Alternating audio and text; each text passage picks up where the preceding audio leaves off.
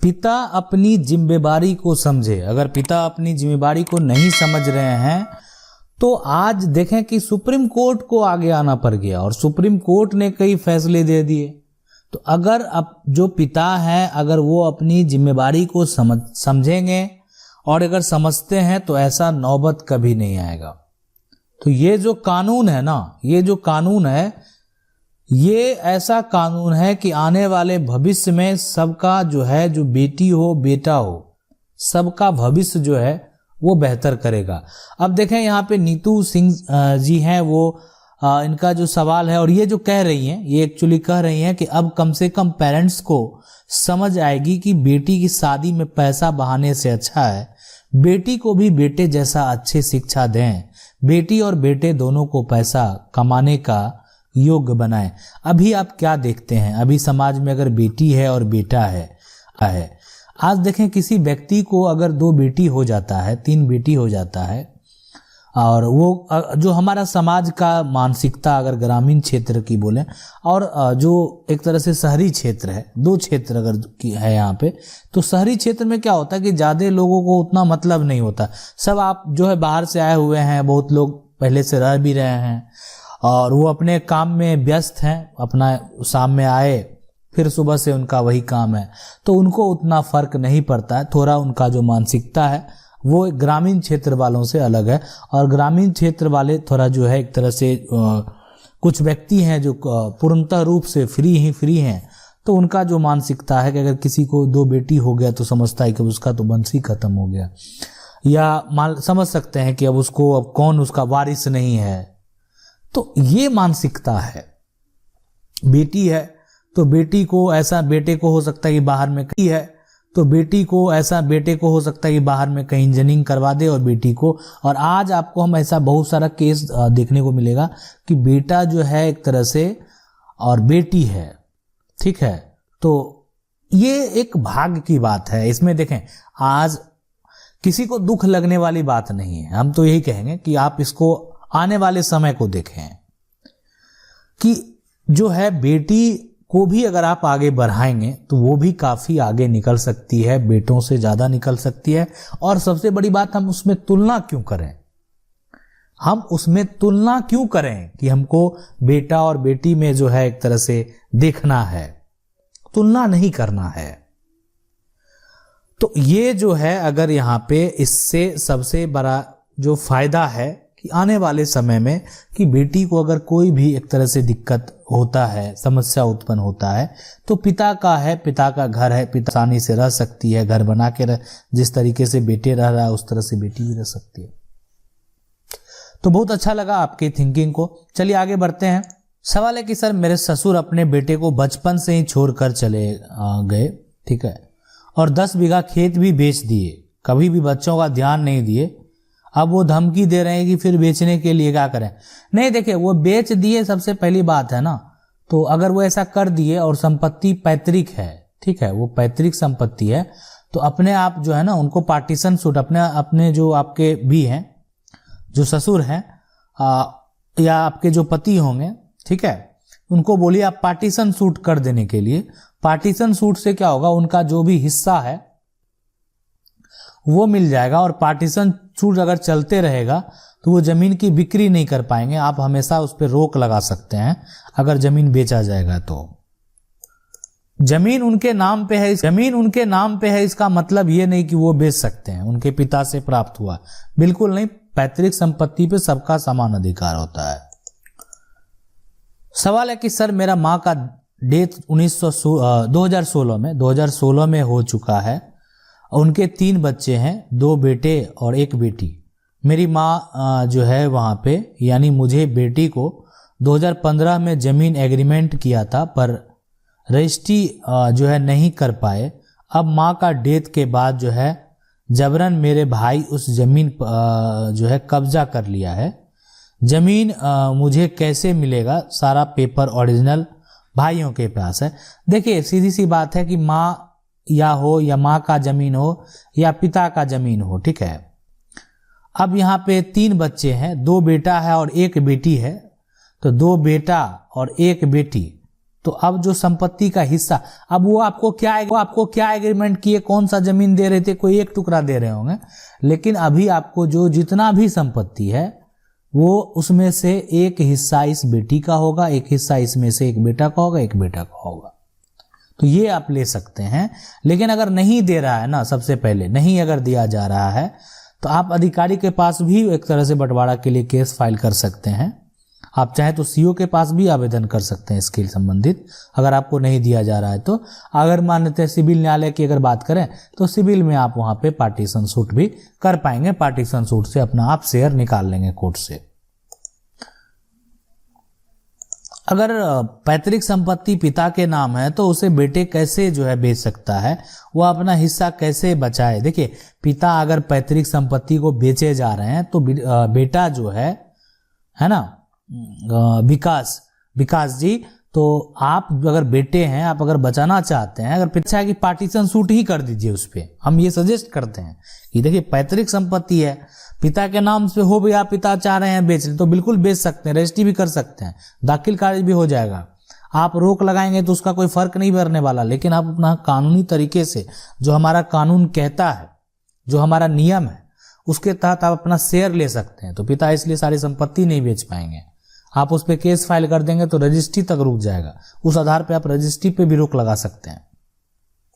सवाल है कि मेरा जमीन 2 गांव के सीमान में है और सीमान के कुछ जमीन जो है एक्स्ट्रा है, तो उसका अधिकार किसका होगा, मेरा या मैं पीछे वाले का। देखिए, एक चीज है जिसका भी फिलहाल दखल होगा, कब्जा होगा, है ना, कब्जा होगा।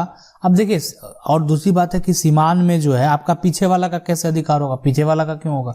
सबसे बात है कि जिसका प्लॉट उस सीमान से सटा हुआ है ना, अब उसके अपोजिट भी लोग हैं, इधर भी लोग हैं, तो अब इसमें से वो दोनों में से कोई जिसका दखल है वो उसको रख सकते हैं। ठीक है, ये इसलिए कि वो जमीन गैर मजरूआ है। आप चाहें तो उसको बंदोबस्त करवा लेना चाहिए। आप जो राजस्व के अधिकारी एक बार उनसे मिल लें और उसके बाद जिला अधिकारी से भी मिल लें। अगर विवाद होता है किसी कारणवश तो आप उसको बंदोबस्त करवा लें। बंदोबस्त का कागज अगर हो जाएगा, देखिए बंदोबस्त का मतलब ये नहीं होता कि आप उसका मालिक बन गए। फिलहाल आप देख रेख के लिए आपको बंदोबस्त कर दिया गया, मतलब उस पर किसी भी तरह, जिसको दे दिया गया ना वो उसका देख रेख करेगा। आने वाले समय में सरकार को जब जरूरत पड़ेगा तो सरकार ले सकती है। सवाल है कि नमस्कार, मेरी उलझन है कि मेरे पिता का देहांत सन 1995 में हो गया था। बाद में मेरी माँ को पूरी जिंदगी मैंने ही संभाला। सन 2003 में मेरी माँ को अपने जो है बाजू में रहने के लिए लगाई थी, जो घर मेरे और मेरी माँ 50-50 शेयर में लिया था। और सन 2004 में मेरे पिता की एक और एक संपत्ति थी जो मेरा भाई अपना हक जता के ले लिया। अब 2017 में मेरी माँ का भी देहांत हो गया। अब वो प्रॉपर्टी बेचने के लिए वो मुझे परेशान कर रहा है। मुझे सिर्फ इतना जानना है कि प्रॉपर्टी हमने उसके नाम खरीदी थी, अब उसमें मेरी बेटी नाना की प्रॉपर्टी का हक समाज के कुछ कार्रवाई कर सकती है। हाँ देखें, बिल्कुल जो है नाना का अगर प्रॉपर्टी है और नानी का अगर प्रॉपर्टी है तो उसमें बेटी का भी हक होगा, या बेटी का जो भी बच्चे हैं, ठीक है, उनका आपका जो है बिल्कुल हक होगा। और वो कानूनी तरीके से अपना संपत्ति का जो है हक, ठीक है, अब सिविल न्यायालय से केस फाइल करके जो है अपना संपत्ति को वो पा सकती है और उनका जो भी शेयर होगा उतना वो ले सकती है। सर एक सवाल और है, गीता जी 11 जून को जो है कोरोना से एक्सपायर हो गए और जो है यहाँ पे सौतेला भाई ने पिताजी से वसीयतनामा करा लिया है। पिताजी पढ़े लिखे थे, उन्होंने उनके जो है अंगूठा लगवा लिया और गवाह में जो है ना दामाद और ससुर हैं, स्टाम्प पेपर पर फर्जी वसीयत बना के पिताजी एक जो है महीने से कोरोना में यहाँ पे जो मेडिकल कॉलेज में 1 महीने बाद उनकी मृत्यु होती है, इसके 1 दिन पहले उन्होंने जो है अंगूठा लगवाया है। पिताजी वेंटिलेटर में थे, बोल नहीं सकते, उन्होंने फर्जी वसीयत, देखिए अंगूठा लगवा के वसीयत अगर गलत तरीके से बनाया गया है, आप इस मकसद पे जो है ना डिटेल में वकील से बात कर लें, और वसीयत जो भी किस तरीके से बना हुआ है, अब एक तरह से वसीयत तैयार कर लिया, अब आपके जो वो हैं वो लिखने में सक्षम थे कि नहीं थे, क्या वो एक तरह से सिग्नेचर कर पाते थे नहीं कर पाते थे, तो अंगूठा लगा लेने से बिल्कुल मतलब, अगर हाँ ठीक है, अगर वो अंगूठा ही लगाते थे, उनको लिखना नहीं आता था, तो एक सवाल बनता है। दूसरा, वसीयत कराने का वो रजिस्टर वसीयत है कि नहीं है, तो उस आधार पे कोई दावा नहीं हो सकता है। हाँ, लेकिन फिलहाल आप उसको फर्जी करार देने के लिए, अगर कोई दावा कर रहा है तो आपको फर्जी करार देने के लिए और उसको फर्जी तरीके से करवाने जो कराया गया है उसके लिए आप केस फाइल कर सकते हैं। सवाल है कि अगर माँ की प्रॉपर्टी उसके जो है पिताजी ने जो है दहेज में बेटी को दिया, तब जो है माँ मरने के पहले तो यहाँ पे वसीयत कर जाती है, क्या सही है मुस्लिम कास्ट में? देखिए, अगर जो है माँ की प्रॉपर्टी, अगर उसका जो पिताजी ने जो दहेज में मान लेते हैं दिया, और उसके बाद जो है पिताजी के द्वारा जो जिनके द्वारा भी, और माँ जो है उसको वसीयत कर जाती है। देखिए, मुस्लिम लॉ में थोड़ा सा यहाँ पे फर्क है। रही बात, लेकिन जो पिताजी के द्वारा कर दिया गया, अगर वो जो है लीगल तरीके से कर दिया गया है ना, तो वो सही माना जाएगा और वही मान्य होगा। ठीक है। अब रही बात माँ जो है वहां पे अगर किसी को वसीयत कर जाती है, तो उस केस में अगर मान लेते हैं जिस व्यक्ति का वसीयत हुआ है, अब वो लीगल तरीके से अगर सही वसीयत किया गया है, ठीक है, और उस व्यक्ति का दखल भी नहीं है, दखल भी उस जिनको एक तरह से दहेज में किया गया है, तो सबसे पहले उस वसीयत को रद्द कराना पड़ेगा कब्जा के आधार पे, है ना, और इस बात की पुष्टि करना होगा कि ये पिताजी के द्वारा इनको दिया गया है। ऐसे भी बेटी का भी हक होता है मुस्लिम लॉ में भी, लेकिन हिंदू लॉ में थोड़ा बराबर होता है और उसमें बराबर नहीं होता है। सवाल है कि एक बात बताइए कि जिस प्रकार अगर आपने पिता के रहते हुए अपने दादा की संपत्ति के लिए केस कर सकते हैं, यदि माता के रहते हुए नाती अपने नाना की संपत्ति पे अपना हक का दावा करते हुए केस कर सकते हैं क्या? तो बिल्कुल कर सकते हैं। कि अगर मान लेते हैं कि यहाँ पे देखिए नाती जो है वो भी दावा कर सकता है, संपत्ति का हक ले सकता है, ठीक है, नाना की संपत्ति में दावा कर सकता है, और जो है पिता के रहते हुए दादा की संपत्ति में जो एक तरह से पूर्वज से प्राप्त संपत्ति है ना, पैतृक संपत्ति है, तो वो दावा कर सकता है। नाती भी संपत्ति में है ना, जो कि माँ का शेयर होगा, माँ का जो भी हिस्सा होगा, ठीक है, और माँ का भी, माँ सेल्फ एक्वायर प्रॉपर्टी तो है नहीं, तो माँ के हिस्से में से फिर जो एक्वायर प्रॉपर्टी तो है नहीं, तो माँ के हिस्से में से फिर जो भी शेयर नाती का बनता है वो हिस्सा जो है वो ले सकता है, तो बिल्कुल दावा कर सकता है।